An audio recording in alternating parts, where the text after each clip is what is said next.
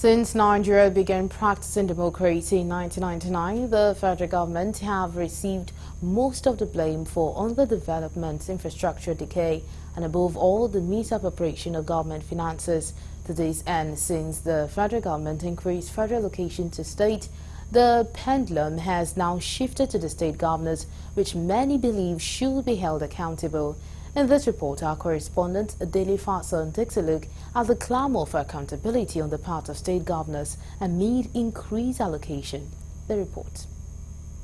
The increase in the federal allocation from 1.1 trillion naira in June to 1.354 trillion in July 2024 made some states like Delta, who received 260 billion naira, Rivers with 197 billion naira, and Akwa Ibom with 179 billion leading the pack from the 36 states of the Federation in the first quarter of 2024.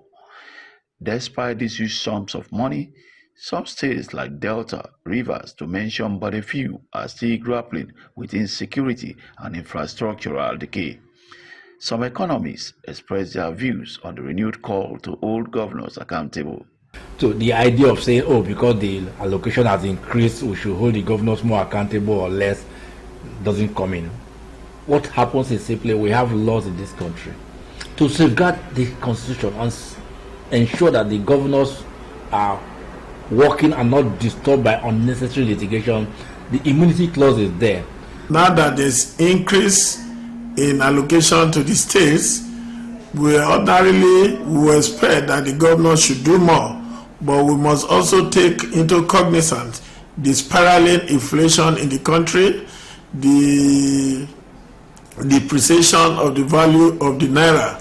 So what that means is the purchasing power of the people and the state government has also reduced.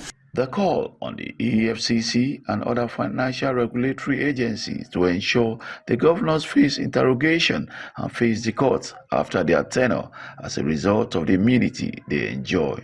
Because the law provides immunity for the governor, the EFCC can do little.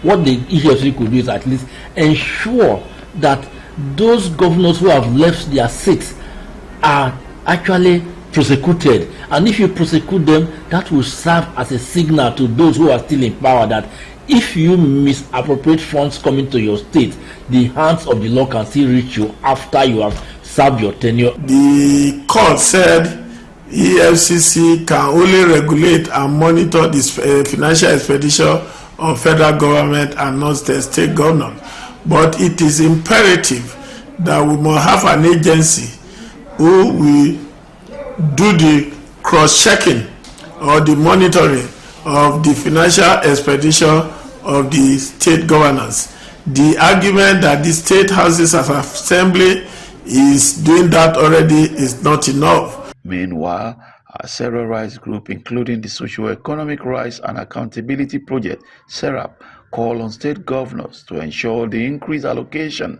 transform into economic growth to prevent backlash amid hunger protests. The governors, on their part, must match their words with action in bringing dividends of democracy to the people. From Delta State, Daily Fason reporting for Galaxy TV News.